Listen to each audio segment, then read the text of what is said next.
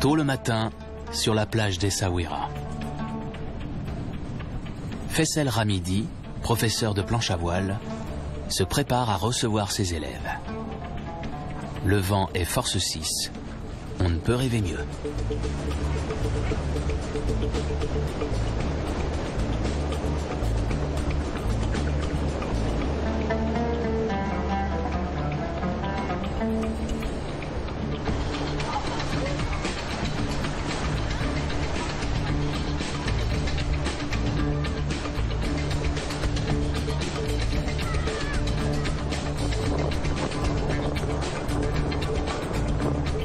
La cité d'Essaouira, sur la côte ouest du Maroc, c'est aussi la perle de l'Atlantique, la Belle Endormie ou encore Wind City Africa. Sa plage de sable fin s'étend sur des kilomètres à perte de vue.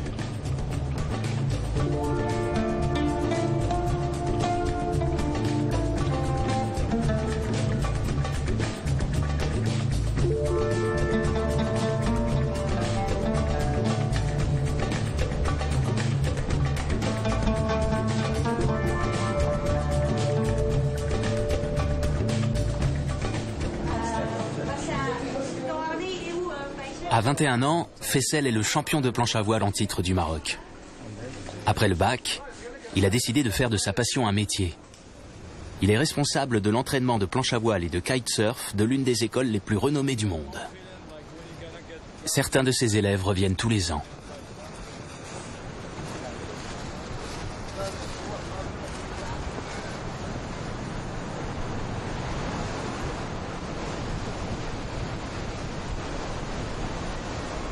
Le vent est devenu l'un des grands atouts touristiques d'Essaouira.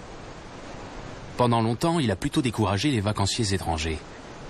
Mais aujourd'hui, il est source de nombreux emplois, ce dont le pays a tant besoin, surtout pour les jeunes. Car le surf, sous toutes ses formes, est partout à la mode. Faisal a du pain sur la planche. Sur la côte atlantique marocaine, la saison dure toute l'année.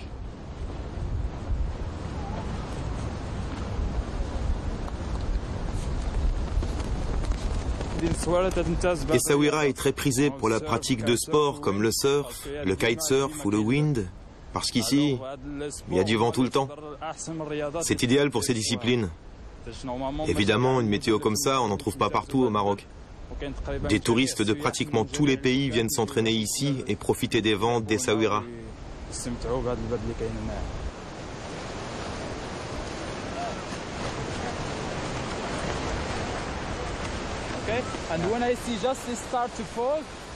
Le kitesurf est une discipline encore récente.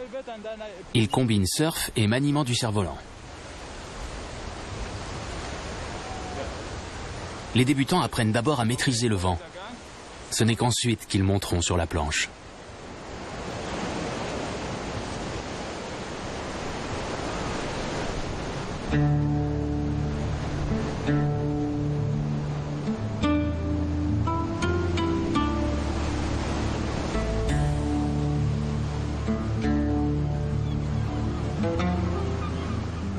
Essaouira trône sur un promontoire rocheux situé à 3 heures de route au nord d'Agadir et à 2 heures à l'ouest de Marrakech. Il y a près de 3000 ans, les Berbères, les premiers habitants du Maroc, ont fondé ici un comptoir de commerce. Du fait de sa situation géographique, la cité était pratiquement imprenable. Au XVIe siècle, les Portugais ont rebaptisé la ville Mogador, et elle a gardé ce nom jusqu'en 1955. On retrouve dans son architecture des influences berbères, arabes, portugaises et françaises.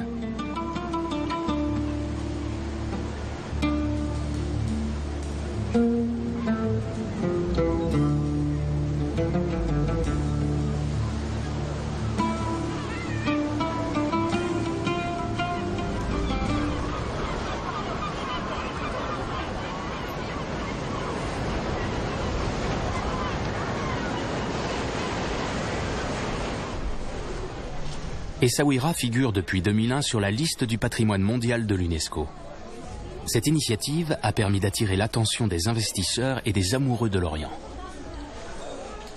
De nombreux bâtiments des 18e et 19e siècles ont bénéficié d'ambitieux projets de restauration.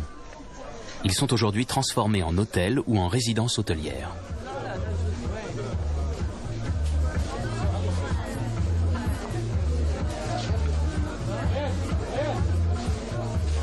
C'est ainsi qu'est né le premier hôtel bio du Maroc. Un bâtiment neuf construit sur le plus ancien hammam de la ville. Ce projet est l'œuvre d'une agricultrice bio allemande, Felicitas Christ. Elle a tout abandonné en Allemagne pour réaliser son rêve ici.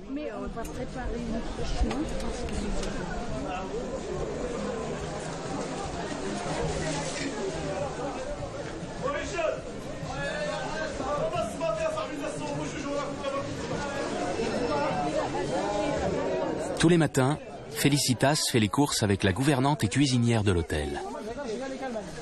Les marchés aux poissons, aux légumes et aux épices de la vieille ville regorgent de marchandises de qualité.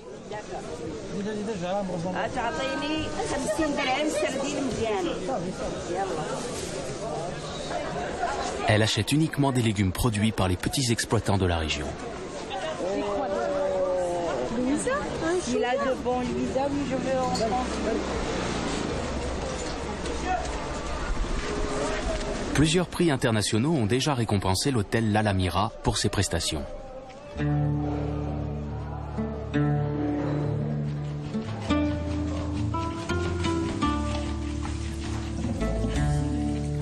Le matin, les clients peuvent commander des spécialités culinaires occidentales ou marocaines. Les produits nécessaires seront achetés frais et préparés à la demande.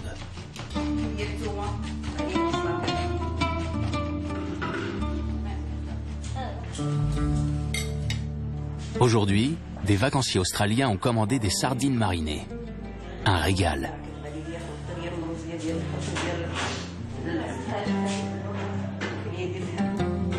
Seuls des matériaux traditionnels et non traités ont servi à la construction de l'hôtel.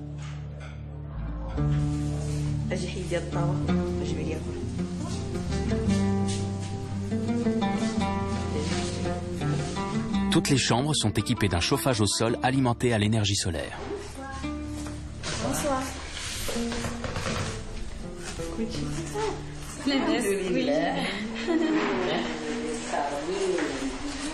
Sardine soirée.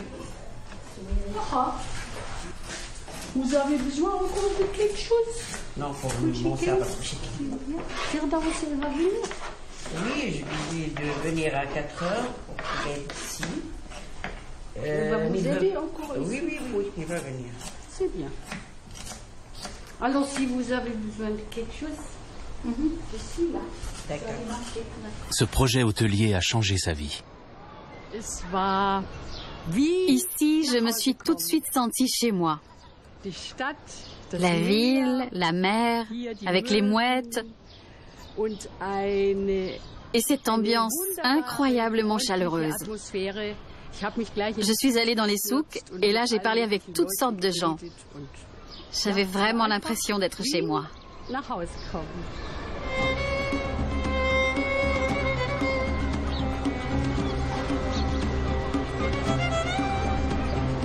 Anouar a 16 ans et lui aussi aime la mer. Il est lycéen et passe tout son temps libre à aider son père qui travaille sur la plage. Juché sur son cheval, il ramène des clients.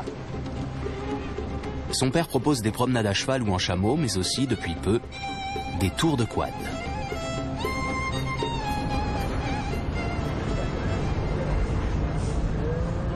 C'est lui? C'est mon guide? Oui, il s'appelle Anouar.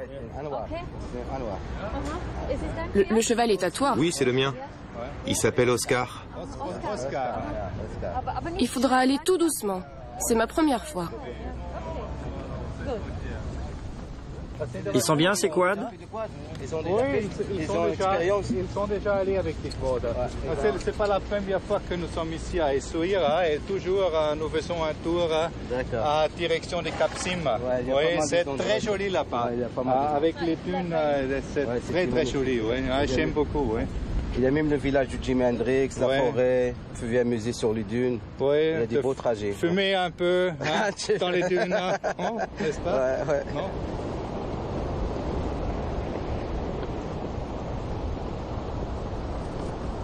Ça fait combien pour 2 heures? On fait 1 heure 300 dirhams. 300 dirhams. 1 heure 300 dirhams. Ouais. Ah, c'est plus cher que le Ouais, parce le que là, cheval. c'est une machine, parce que ça coûte cher en plus, les gasoil, etc. Ah,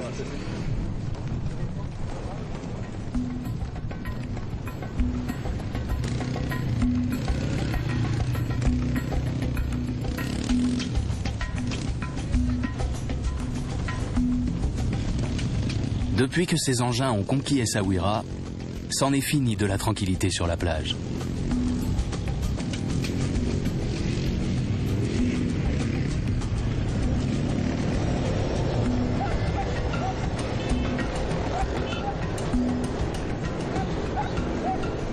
Aujourd'hui, les quads n'ont plus le droit de circuler dans la baie et sur la plage des baigneurs. Ils partagent un espace avec les chevaux et les chameaux. Les animaux ont eu le temps de s'adapter au bruit. Les surfeurs, eux, sont bien obligés de le supporter. Pour Anwar et son père, le quad est désormais une importante source de revenus. J'ai toute ma famille à Diabat, un village à environ 2 km d'Essaouira. Nous avons là-bas une petite entreprise.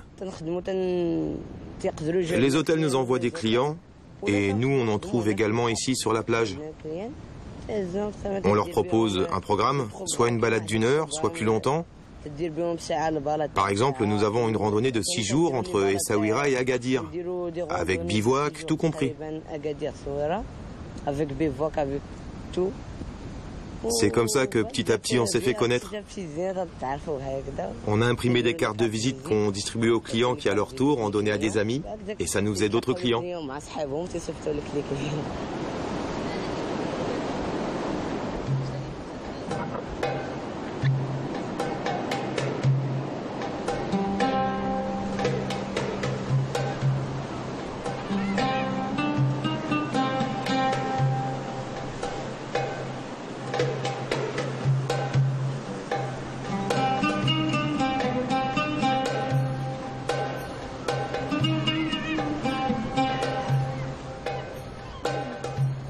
Hasna est l'une des jeunes femmes qui pratiquent le tatouage au henné sur les remparts de la ville.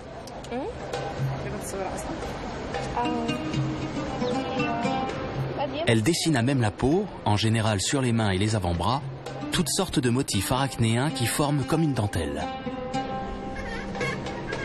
Les Marocaines s'emparent traditionnellement pour les fêtes de mariage et de naissance. Mais les vacancières sont également nombreuses à recourir au service de Hasna.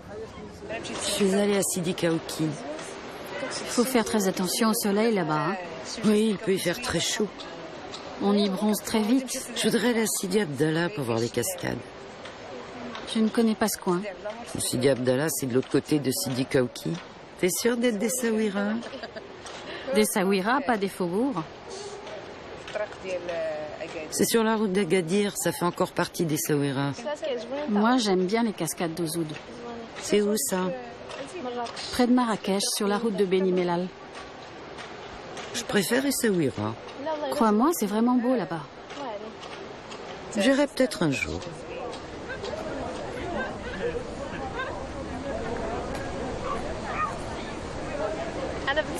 Je suis née dans le quartier de Sekala, près des remparts, et j'y ai grandi. J'ai donc ouvert les yeux sur la mer. Je fais ces tatouages au henné depuis que je suis toute petite. Au début, ce n'était qu'un passe-temps, un gribouillage au stylo. Mais à 9 ans, j'ai commencé à faire ça plus sérieusement, jusqu'à en faire un métier. Je vais encore à l'école, mais pendant les vacances, je fais ces tatouages. J'ai des clients qui reviennent tous les ans.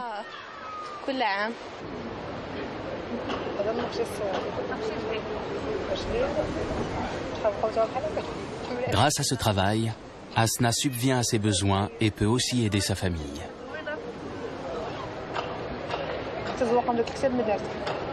Récemment encore, les femmes d'Essaouira portaient le voile. Et les cérémonies du henné ne se pratiquaient qu'à l'intérieur des maisons.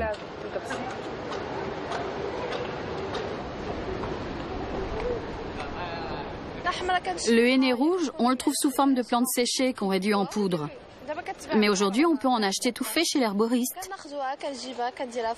On le mélange avec de l'eau et on malaxe le tout longtemps jusqu'à obtenir une pâte, comme celle-ci, avec laquelle on peut travailler.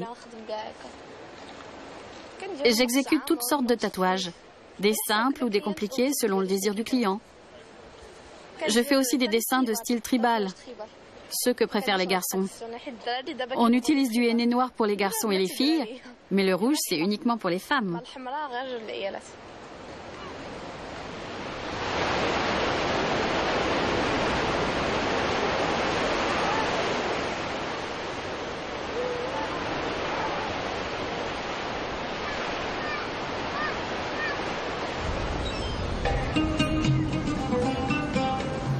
Essaouira a connu une histoire mouvementée.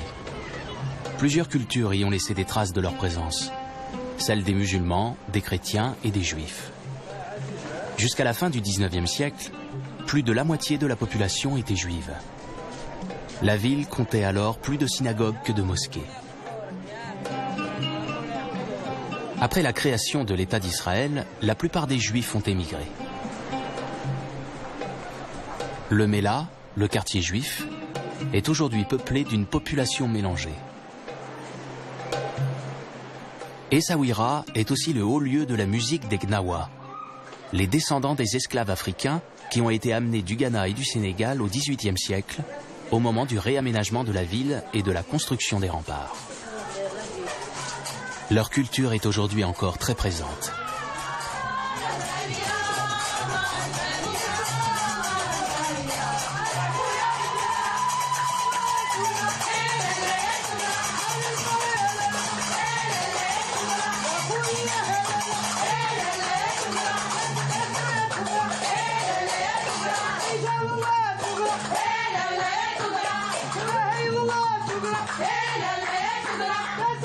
Leur musique tire ses racines spirituelles du vaudou africain. Il y a peu encore, elle n'était pratiquée que par les hommes. La musicienne et danseuse Zaïda a mis un terme à ce monopole. Ses filles et ses nièces l'ont suivie avec enthousiasme dans cette aventure. C'est ma mère, maîtresse Zaïda Gagna, qui a fondé le groupe. C'est d'abord à nous que revient ce patrimoine. Nous en sommes les dépositaires depuis les origines. Nous y plongeons nos racines. Avec l'aide de Dieu, j'espère parvenir à un certain accomplissement.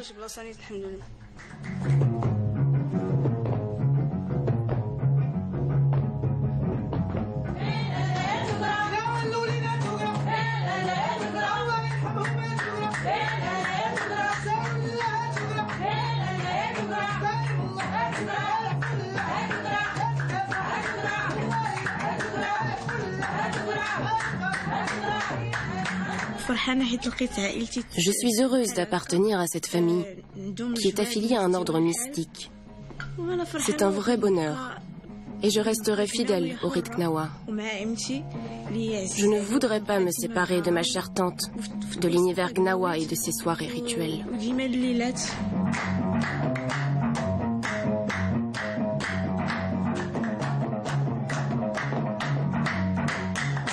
Ces musiciennes accomplies se sont donné pour objectif de participer au prochain festival d'Essaouira. C'est le moment fort de l'année pour tous les amateurs de musique Gnawa. Et elles seraient les premières femmes à se produire dans le cadre de cette manifestation.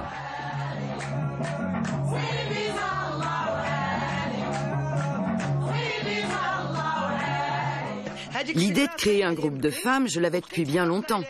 J'animais des soirées rituelles pour les femmes, à domicile.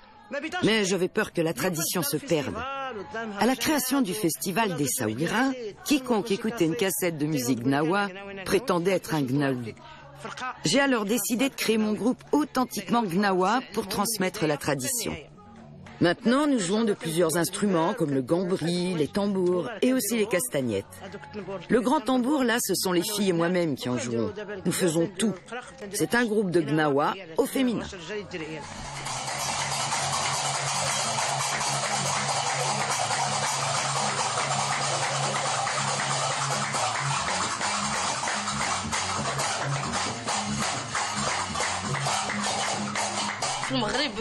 Dans tout le Maroc, il n'y a qu'un seul groupe de Gnawa femmes, celui de la famille Gagna.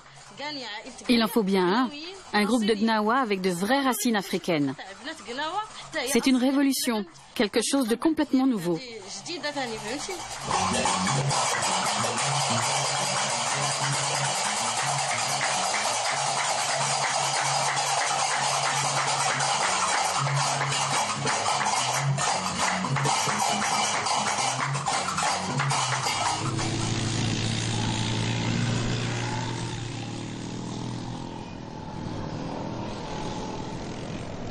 Aujourd'hui, Anouar n'a pas cours. Avec son père, il en profite pour brûler un peu d'essence en enchaînant des séries de figures techniques avec son quad.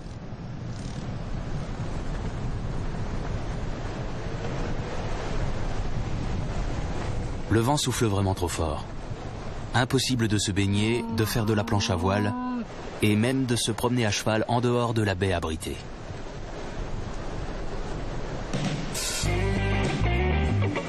Essaouira est réputé pour ses conditions de vent extrêmes.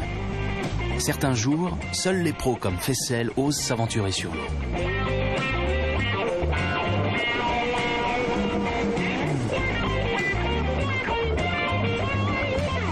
Fessel ne pourrait s'imaginer vivre ailleurs.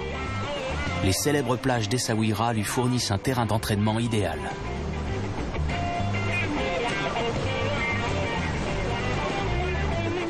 Déjà champion national de slalom en planche à voile, il rêve maintenant de décrocher un titre international à Hawaï.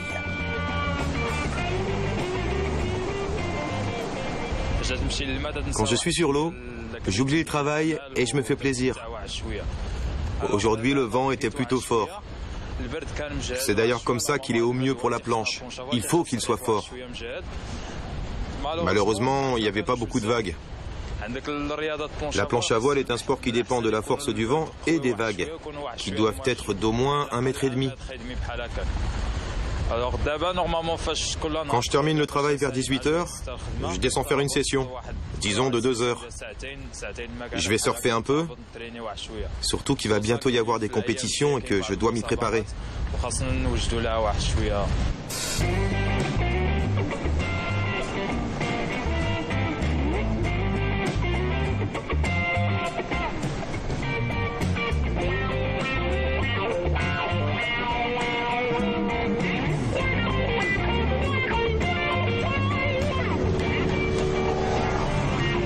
Pour Anouar et son père Abdel Fattah Faiz, la journée n'est guère rentable. Quand il y a trop de vent, les clients ne viennent pas.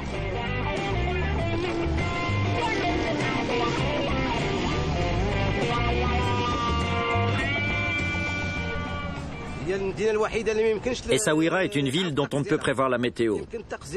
Le temps peut changer d'un instant à l'autre. On peut avoir 3 revirements complets le même jour. De la chaleur et du soleil le matin, puis du vent et du froid, et ensuite de la brume. C'est comme ça dans cette ville. Elle s'enfonce d'environ 16 km dans la mer. C'est pour ça que le temps y est si instable. À marée basse, il fait bon, mais à marée haute, le vent se met à souffler fort.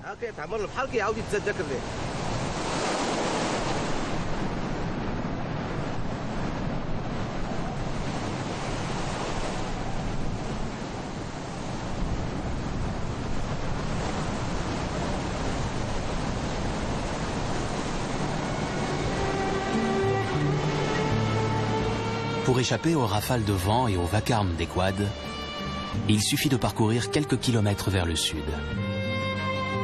Là, des plages pratiquement désertes et bordées de végétation s'étendent à perte de vue. Le sud-ouest du Maroc, entre Essaouira et Agadir, est la seule région du monde où l'on rencontre cette variété d'arbres, l'Argania spinosa. L'arganier est à la base du mode de vie berbère.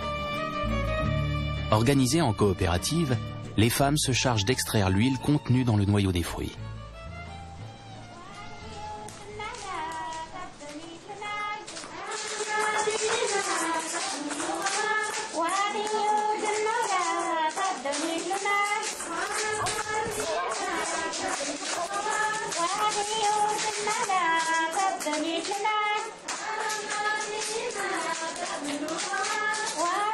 L'huile d'argan pressée à froid est l'une des plus chères au monde. Elle coûte au moins 100 € le litre. Elle est devenue à la mode et les coopératives de femmes ont aujourd'hui du mal à répondre à la demande. Felicitas Christ est toujours la bienvenue à la coopérative Tamunt. Depuis des années, notre ancienne agricultrice bio est très proche de la directrice de la coopérative. Elle prodigue aux femmes des conseils et leur apporte aussi un soutien financier. Tarat Rashmahin a grandi en milieu rural avant d'étudier la gestion d'entreprise. Petite fille, elle a travaillé dans la production d'huile d'argan, comme la plupart des enfants de la région. Aujourd'hui, elle s'efforce d'améliorer les conditions de travail et les salaires des ouvrières.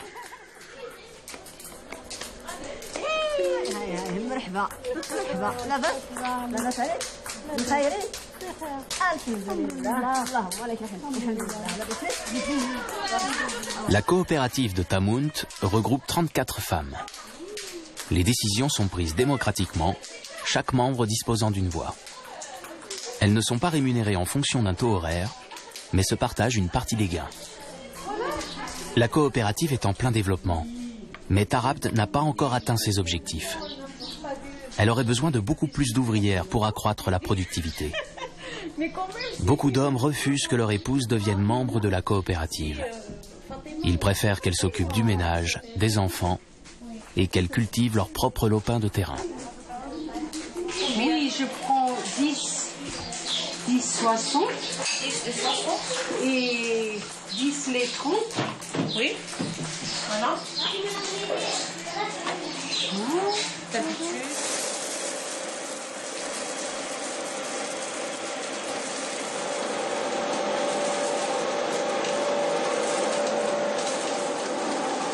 Un seul homme est employé à la coopérative Tamunt.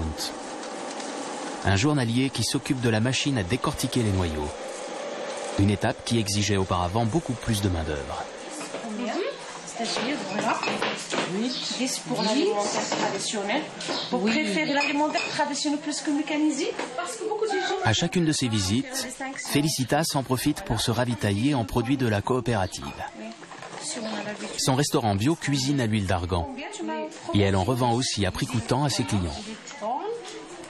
L'huile d'argan est également un cosmétique qui s'utilise pour les soins de la peau et des cheveux et comme huile de massage. Depuis qu'on a découvert les effets bénéfiques de l'huile d'argan au début des années 90, les ventes ont connu une augmentation fulgurante. Aujourd'hui, des entreprises étrangères achètent de grosses quantités de fruits déjà décortiqués qui sont ensuite transformés de façon industrielle et à moindre coût. Le résultat, c'est qu'il reste de moins en moins de fruits disponibles pour les coopératives qui ont également beaucoup de mal à lutter contre les prix des grandes entreprises.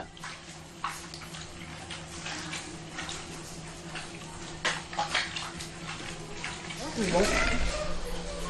Ah bon. Depuis des années, Felicitas Christ et Tarat Rashmahin s'efforcent de mettre au point un label bio et de commerce équitable pour les produits de la coopérative. Ils les aideraient à lutter contre la concurrence de la production industrielle. C'est bien. C'est très bon. Quand j'ai rejoint la coopérative Tamunt en 2004, Felicitas connaissait déjà bien les femmes d'ici et cherchait à les aider à améliorer leur situation. De 2004 à aujourd'hui, en 2011, ça fait 7 ans. Elle est devenue l'une d'entre nous, un membre de la coopérative. Elle a vécu avec nous tous les changements survenus dans la coopérative. L'acquisition du terrain, par exemple. Les travaux de construction. La visite de Sa Majesté. Elle était là lors de la visite du roi.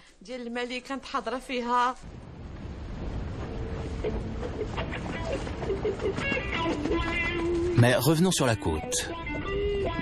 Dans les années 60 et 70, Essaouira et surtout Diabat, le village natal d'Anwar et de son père Faïz, sont devenus des lieux très prisés des musiciens et des hippies. Jimi Hendrix, les Rolling Stones, Bob Marley et Cat Stevens sont venus s'y ressourcer musicalement et goûter au charme du rivage marocain.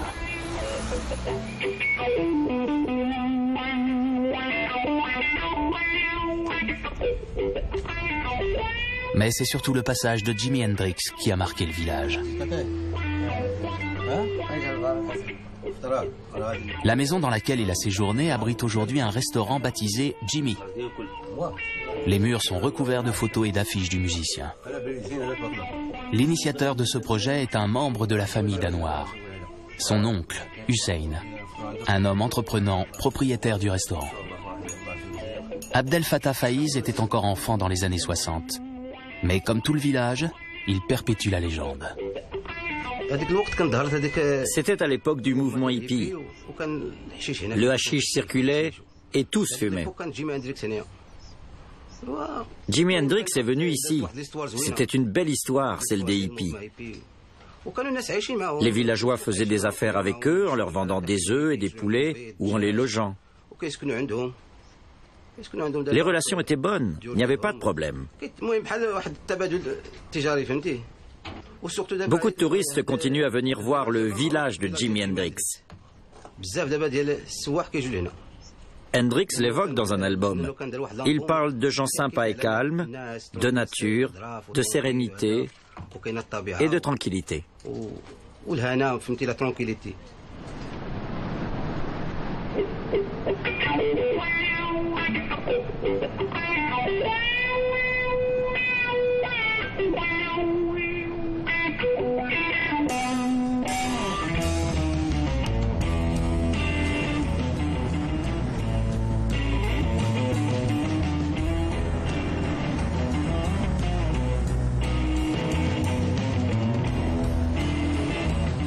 Depuis qu'Essaouira figure sur la liste du patrimoine mondial de l'UNESCO, la ville s'efforce de transformer son image. Elle aimerait s'affranchir de cette réputation de haut lieu du mouvement hippie et se profiler comme un centre balnéaire susceptible d'attirer les vacanciers marocains et étrangers. De gros investissements ont déjà eu lieu pour aménager la plage. Aujourd'hui, c'est l'une des plus vastes et des plus propres du Maroc. Depuis que la ville est dotée d'un aéroport et d'une autoroute qui la relie à Marrakech, elle est de plus en plus visitée pour des séjours de courte durée, surtout par des jeunes.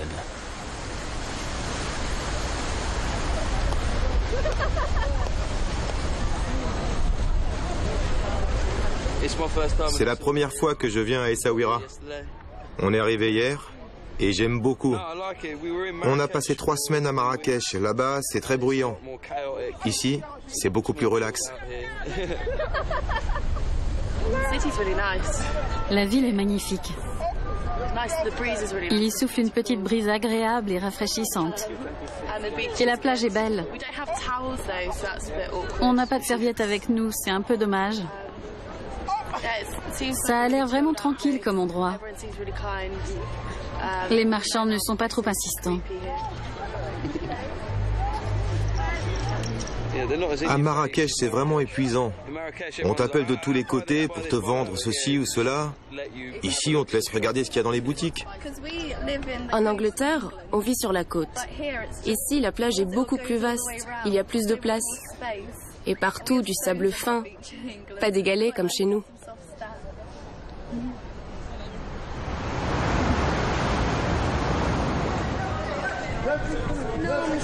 Aujourd'hui, Fessel a fermé l'école de surf plus tôt que d'habitude.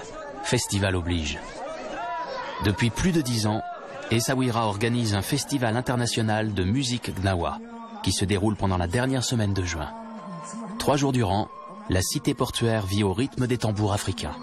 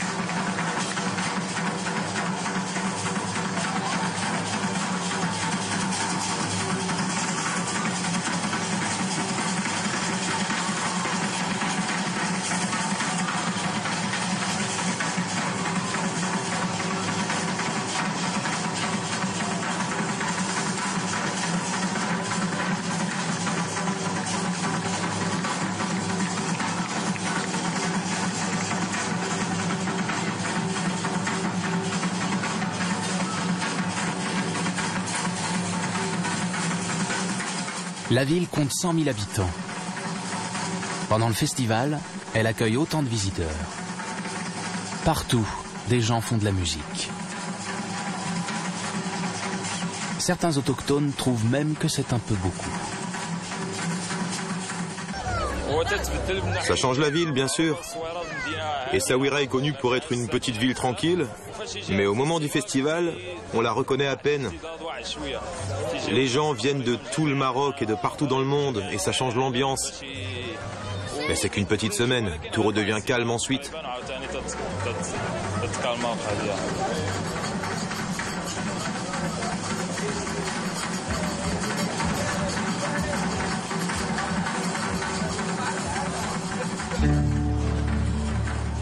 L'hôtel l'Alamira entretient un lien particulier avec la mystique Gnawa. Le nouveau bâtiment a été construit sur un ancien hammam qui portait déjà le nom de cet esprit féminin. Pendant plus d'un siècle, l'établissement a surtout été fréquenté par la population noire, celle des anciens esclaves venus d'Afrique. Aujourd'hui encore, on prête à ce lieu des vertus thérapeutiques.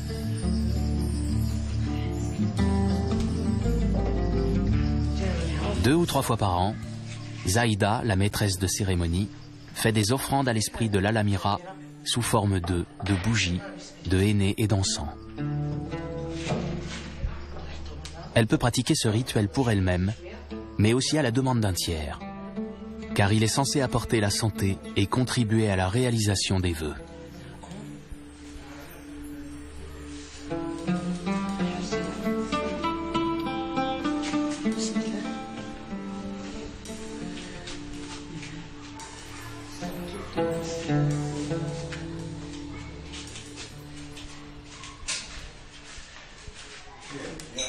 Les chambres de l'hôtel sont construites sur les vestiges du hammam.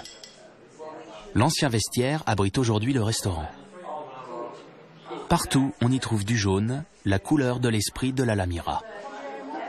Toutes les chambres sont meublées dans le style marocain. L'hôtel affiche complet pendant toute la durée du festival.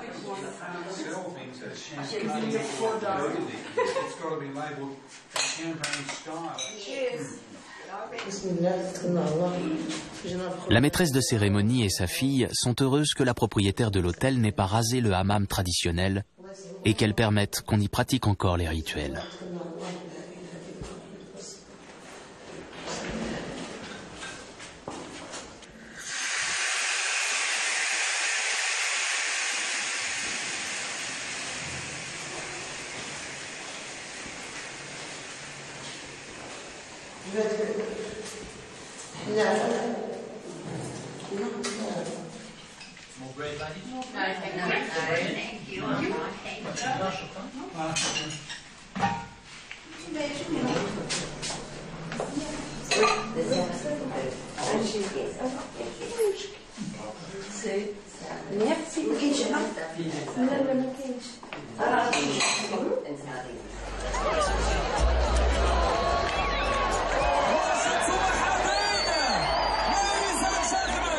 Pendant la semaine de festival, la plage d'Essaouira sert de cadre à des concerts gratuits en plein air. Le public y afflue de partout.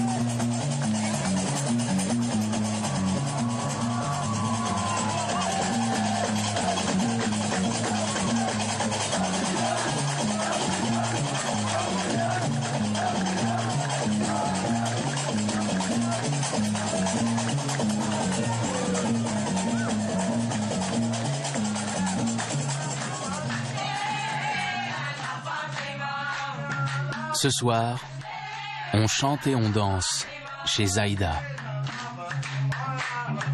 Au dernier moment, la direction du festival a annoncé aux femmes que leur prestation était annulée. Leur rêve de se produire sur scène ne se concrétisera pas encore cette année.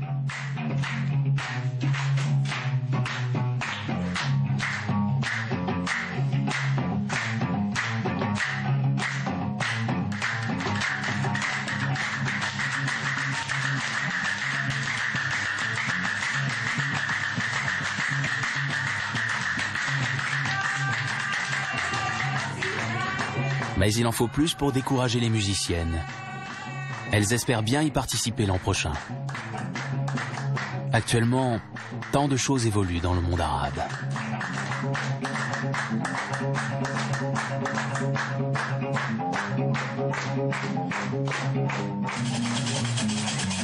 La famille de Zaïda n'en est pas moins représentée au festival. Son frère Mahmoud Gania s'y produit chaque année. Il est une star au Maroc. Mais c'est également un musicien gnawa très réputé au niveau international. Le charme d'Essaouira est grand. Il tient sans doute aussi à la musique et au vent qui souffle sur la côte atlantique du Maroc.